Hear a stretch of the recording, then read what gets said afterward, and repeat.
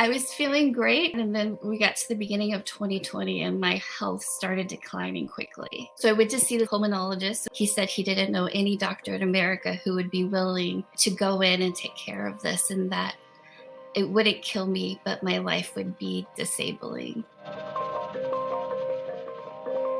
In 2014, I thought that I had bronchitis. I had a cough. I went to an urgent care and they did an x-ray and they told me that I needed to immediately go to the ER.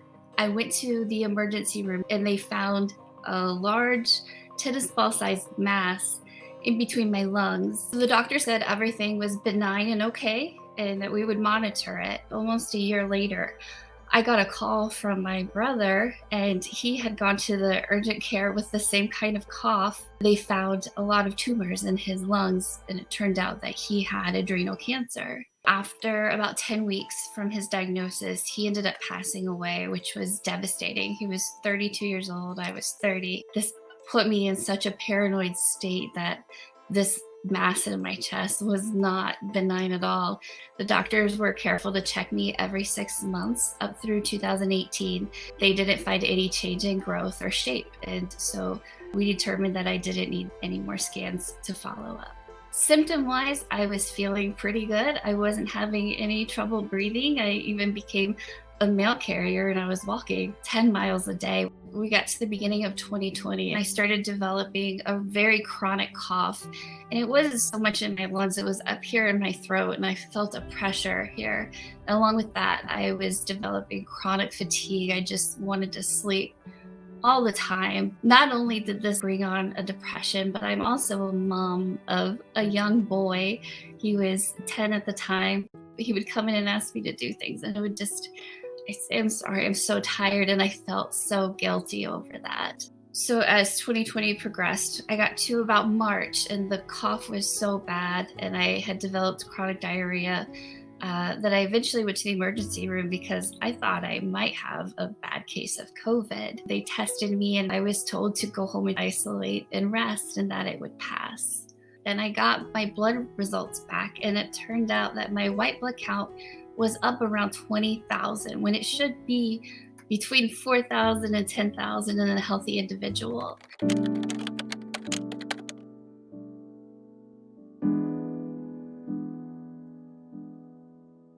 So after isolation, I was still feeling sick, still had a chronic cough. I was barely sleeping. I was sleeping upright in a recliner just to get some relief from the pressure that was in my neck.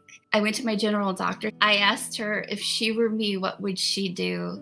And she said, I'll go ahead and refer you to our pulmonologist. I scheduled my appointment, but he refused to see me in person. He said that my symptoms were not severe enough to come into the office because we were in the middle of COVID. So instead, he looked at old x-rays of mine. He said that my white blood count was up because I had a cold, and he said that my cough was due to severe acid reflux. He prescribed me some acid reflux medication, and he said it would take about 3 weeks to work. And after about a month, everything was still getting worse.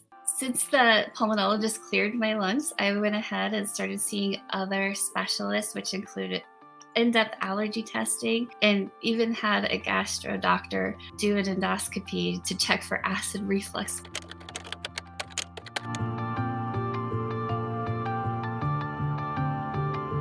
I was still very sick and very frustrated, and I went back to my primary care doctor. I asked her why would my white blood count be this high over so many months, because if I had a cold, it would have gone down by now.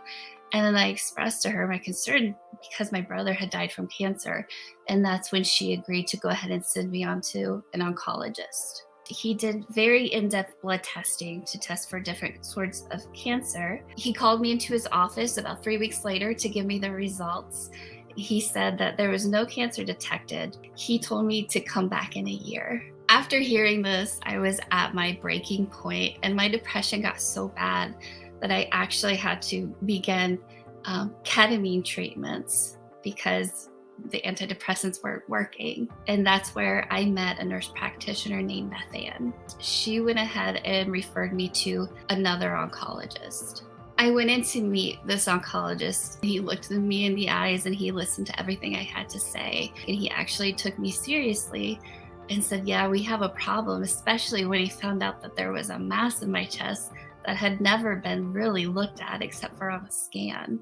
He referred me to a second pulmonologist who I went to go see.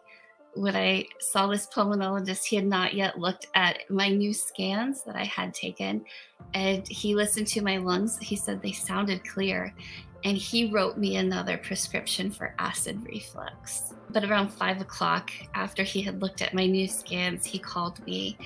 He said that the mass that was in my chest was affecting my lung, and it was definitely the cause of my cough. But he canceled the scope that he was going to do on my lungs because he said he would refuse to touch it because it was too risky. He said he didn't know any doctor in America who would be willing to go in and take care of this, and that it wouldn't kill me, but my life would be disabling. After he told me this news, I pretty much crumpled onto the floor and started crying. At this point, I just accepted it because what else was I going to do? When I relayed all of this to my nurse practitioner, she got me back in with the oncologist that she first referred me to. I showed up to that appointment expecting more disappointing news. He came in and he was very positive, and he said, don't worry about it.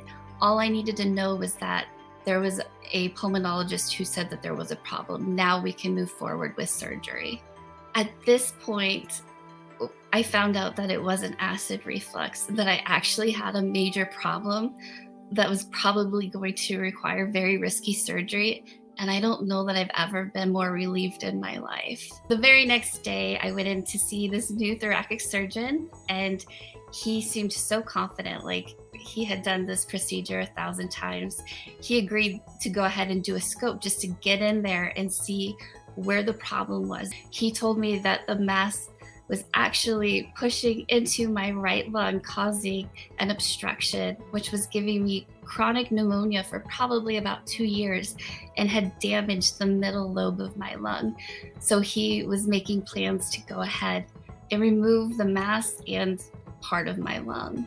So after my surgery, we had to do all that we could to protect my immune system because we were still in the middle of COVID. Recovery was very hard. It was very painful. I, for some reason, thought that it would be easier for me. But the first 2 to 3 weeks, I was questioning if I had made a mistake going through this surgery. I ended up joining a very small support group of other people who had had the same surgery as me, and it helped me not feel so depressed and alone. It's been about 5 weeks since the surgery, and I feel better than I have felt in 2 years. My chronic cough is completely gone. I have had to put in a lot of work in order to feel better, which includes walking a lot every day and doing breathing exercises. I still don't have my full breath capacity back, and I might never get all of it back, but there's still a lot more that I need to work on in order to get to where I can be. For anybody else who is struggling with an undiagnosed chronic pain, illness, you know something's just not right. I encourage you to keep fighting. I encourage you to be loud. I encourage you not to be so polite. It is not in my nature to speak up or to speak out against authority.